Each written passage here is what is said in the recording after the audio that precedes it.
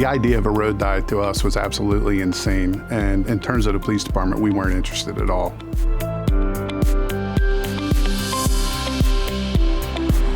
Road diets are a roadway design solution that are being used across the country and in New Jersey to create safer, more efficient, and more accommodating roads. Because most road diets are installed on existing pavement within the right-of-way, they can be a low-cost way for a community to achieve many goals, including providing greater multimodal safety and mobility, traffic calming, and enhance economic development. Usually with a road diet, you take a 4-lane road and turn it into 3 automobile lanes. Road diets are really becoming standard practice across the country. There's 11 states that are using them regularly, and by the end of this year, we expect 26 states will have institutionalized them as a standard, everyday practice whenever they're improving a road. In the last 5 years, 47 road diets have been undertaken on state, county, or local roads in New Jersey. Over 70% of this number have been constructed and are operational. New Jersey DOT supports creating road diets on our state system where appropriate. The very successful New Jersey Route 45 road diet in Woodbury was the first road diet on the state system. Going forward, we have 20 candidate locations and will be studying converting 10 into road diets over the next 5 years. Road diets aren't experimental. They're standard practice at this point. We see it manifest in different communities throughout the state, throughout the country, but it's really a local decision. It's really something that you have to work with your communities and find out how does it fit within the context of what you're trying to achieve and how does it manifest itself in the actual design. The U.S. Department of Transportation is in strong support of road diets because of the tremendous safety benefits. We found that a road diet can reduce crashes between 19 and 47%. And some studies show on some roadways it can reduce crashes by 70%. We've done 5 road diets in 3 different towns. We've experienced an average crash reduction rate of, let's say, between 20 to 30%. But more important than that, we found that our serious crashes have gone down from between 50 to 60%. Road diets improve safety in 3 ways. They reduce some very catastrophic crashes, such as T-bone crashes and head-on collisions. They provide more space on the roadway for vulnerable road users, such as pedestrians and people on bicycles. And they slightly slow down traffic. Because of the tremendous safety benefits of road diets, the Federal Highway Administration designated them as a proven safety countermeasure in 2012 and encouraged their use across the country. The road diet idea in Ocean City I thought was going to be a great idea for our bicyclists, pedestrians, and anybody else who was going to use that roadway and share space. There was many benefits as far as traffic safety is concerned. We thought that this was going to definitely help our accident volume go down. We thought it was going to increase our pedestrian safety about crossing the street to get to the beach or wherever else people wanted to get to. And obviously we knew the benefits for the bicyclists were going to be there as well. There were improvements that were made to the traffic signals, to the pedestrian crossing lanes. We bumped out the curbs and reduced the distances, put in countdown timers for pedestrians to be able to get across. You can see what you need to do without having to make 20 different decisions, regardless of whether you're a motorist or a pedestrian. With traffic calming, there's an appearance that the queuing is a lot longer, that traffic is waiting. And I basically defy anybody to tell me, listen, time it before, we had the road diet and the traffic calming compared to what has happened since we have changed. In fact, with the traffic calming, it's the same. They're not waiting as long as they thought that they were going to wait. The road in its previous configuration had 2 lanes in either directions, and the speeds were at times 40, 45 miles an hour in a residential area. We were very concerned about and had sort of the same fears of affecting that road negatively in terms of moving traffic, but we found very early on that the traffic moved very well and it became a much safer place for both bicyclists and pedestrians. The concerns that we heard from the public had to do with some traffic jams that would occur on West Avenue approaching 34th Street, especially on the weekend movements of people checking in and checking out of the town.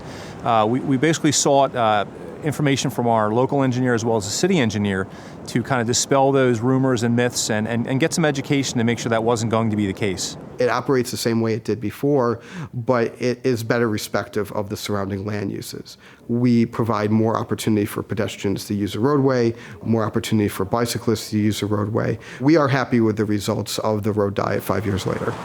A road diet is an opportunity to bring life back to the street and create an environment where both business and people can thrive.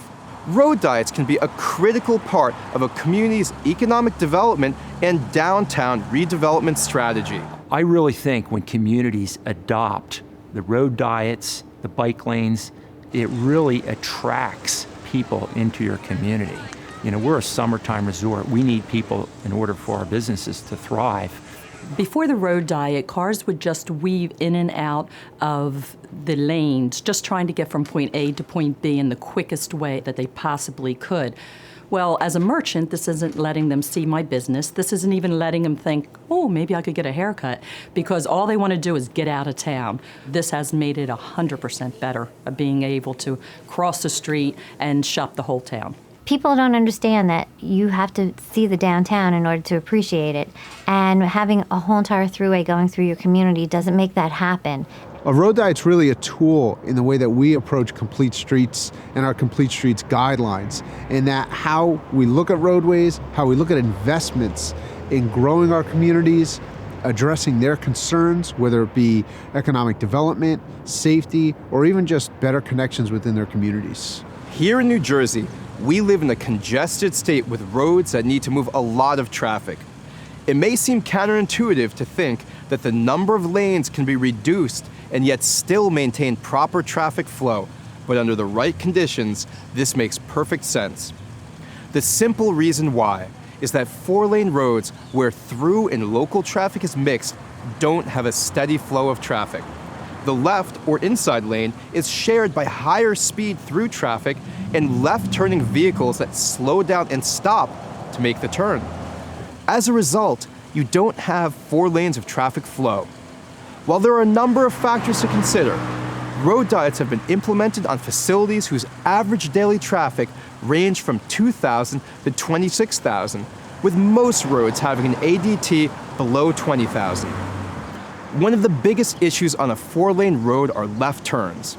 When a vehicle is stopped to make a left turn, traffic can no longer flow in that lane and creates the possibility of rear-end collisions. Cars will weave to avoid stopped vehicles, which creates the possibility of sideswipe collisions. These situations create a more chaotic and unsafe environment. 4-lane roads also create issues for drivers desiring to enter the roadway.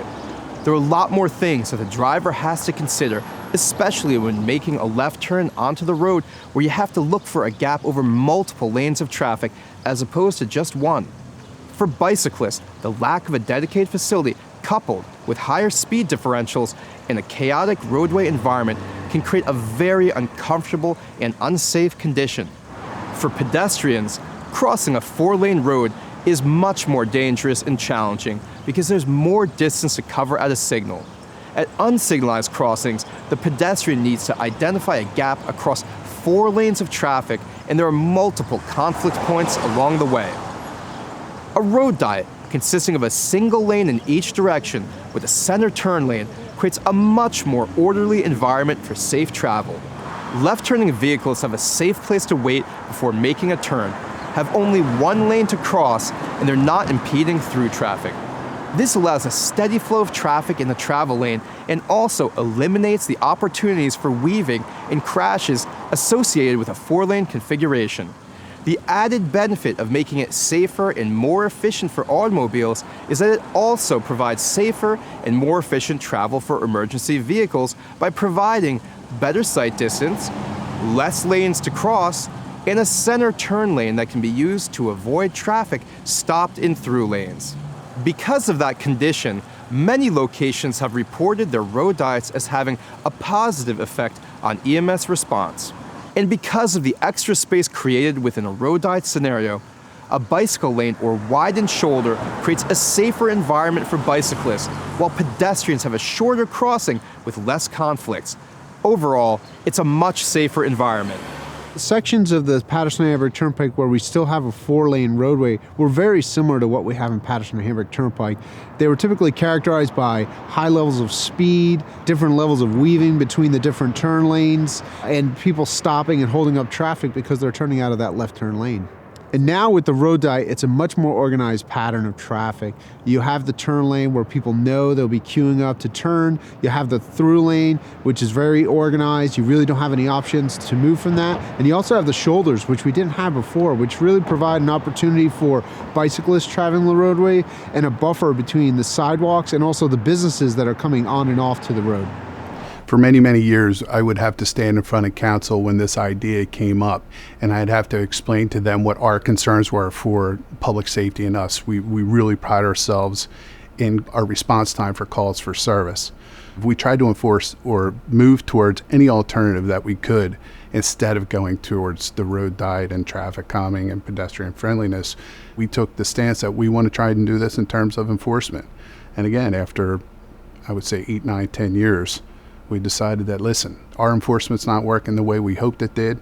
And as the police chief, I don't want to stand in the way of progress. So as a last alternative, this came up and we decided that this is what we're going to do. So when the alternative is put out there and we've tried everything that we absolutely could do and it didn't work out, I can't stand in the way of that. Fast forward about a year, the changes have occurred. And we really haven't had a problem. You know, when we approached the county, it started off as a small group of advocates of, you know, we think this is a good idea. What do you think? How can we work together and get this done? There were skepticism, though, from members of the council. There were people that had questions from the community. So it wasn't 100% buy-in right away. We spent quite a bit of time working with the DOT and their engineering consultants. They did a model to show us what was predicted to occur. We made some tweaks to the original preliminary engineering design. We just got a lot of feedback in our public meetings in dealing with the council and politicians in our town, the engineers. We just kept discussing it till we came up with something that we felt was workable. And really what gave us the confidence was it was just paint. We said, if it doesn't work, we'll scrape the paint off and start again. The education and outreach is very important because you've got to be able to convince the people of what you're proposing to do and how it's going to work. And I think we came up with a good compromise that everybody was willing to live with. There's a lot, you know, that you put into it to determine the feasibility, but basically it comes down to traffic volumes and current delays associated with the roadway. A road diet is a proven safety countermeasure that can really provide multiple benefits to a community. There's a lot of literature and guidance on this concept, but moreover, there are numerous examples of successful road diets within the state and around the nation. We urge you to review multi-lane roads in your community and assess if they're a good candidate for a road diet.